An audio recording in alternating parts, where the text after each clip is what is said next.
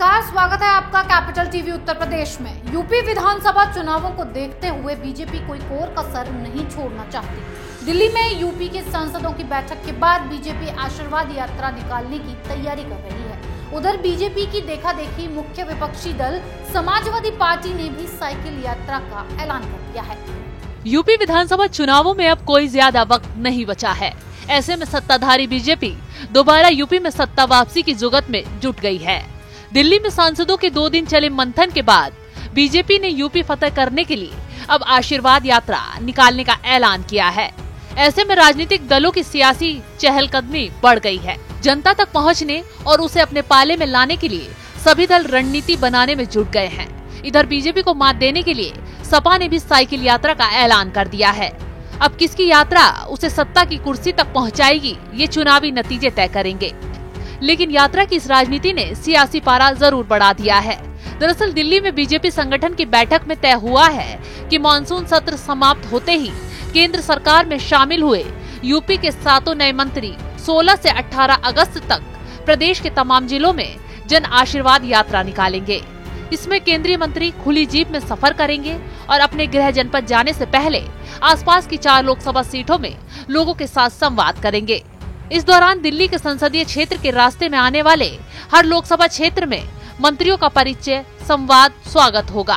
BJP की इस जन आशीर्वाद यात्रा की काट के लिए सपा 5 अगस्त को वरिष्ठ समाजवादी नेता जनेश्वर मिश्रा की जयंती पर समाजवादी साइकिल यात्रा निकालेगी।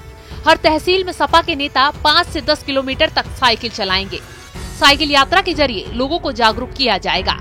बीजेपी जन आशीर्वाद यात्रा के लिए हर संविधान में अपनी मौजूदगी का एहसास कराएगी। पार्टी चाहती है कि जिस समाज से केंद्रीय मंत्री बनाए गए हैं, उनके बीच अपने नेता को लेकर संदेश जाना चाहिए।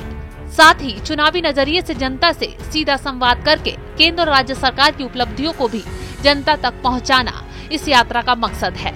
वहीं समाजवादी पार्टी हर तहसील में निकलने वाली इस यात्रा के जरिए भाजपा सरकार की नाकामी को गिनाएगी। इस यात्रा के जरिए बेकारी, महंगाई, भ्रष्टाचार, पुलिस उत्पीड़न, किसानों की समस्या से लोगों को वाकिफ कराना चाहती है। सपा अध्यक्ष अखिलेश यादव ने भाजपा की सरकार के नए मंत्रियों द्वारा निकाले जाने वाली जन आशीर्वाद यात्रा पर तंज कसा। उन्होंने कहा कि लोगों का सुख और चैन छीनने वाली पार्टी अब लोगों का आशीर्वाद मांगने जाएगी। समाजवादी पार्टी की साइकिल यात्रा पर सवाल उठाते हुए बीजेपी की ओर से कहा गया है कि पिछले 4 सालों में सपा जनता के बीच जाने की हिम्मत नहीं जुटा पाई। सपा हार की हताशा से बाहर नहीं निकल पाई। 2017 की पराजय के बाद 2019 के चुनाव में सपा की हार ने अखिलेश यादव के मनोबल को तोड़ दिया। सपा नेता पिछले 1.5 साल से घरों में दुबके हैं। पंचायत चुनाव में बीजेपी और समाजवादी पार्टी के बीच ही सीधी टक्कर हुई थी। इसलिए यूपी की राजनीति पर पकड़ रखने वाले लोग तकरीबन ये मानकर चल रहे हैं कि विधानसभा चुनावों में सपा और बीजेपी के बीच सीधा मुकाबला होगा।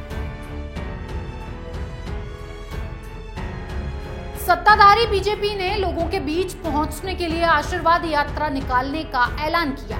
दिल्ली में 2 दिन चले यूपी के सांसदों संग मंथन में बीजेपी आलाकमान ने तमाम रणनीतियों पर काम किया और यूपी विधानसभा चुनावों में पूरे दमखम के साथ उतरने का फैसला किया है। इस खबर में फिलहाल इतना ही। बने रहिए कैपिटल टीवी उत्तर प्रदेश के साथ।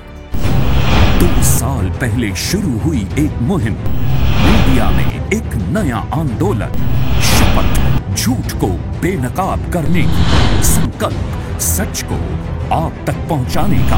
और इस क्रांति को मिला आपका साथ। हर दिन हमसे जुड़े लोग, 10,70 करोड़ से ज्यादा दर्शक हमें देख चुके हैं। अब है आपकी बारी। उत्तर प्रदेश में नए आंदोलन की तैयारी। आपका कैपिटल टीवी अब और स्पेशल और fresh. Capital TV Uttar Pradesh.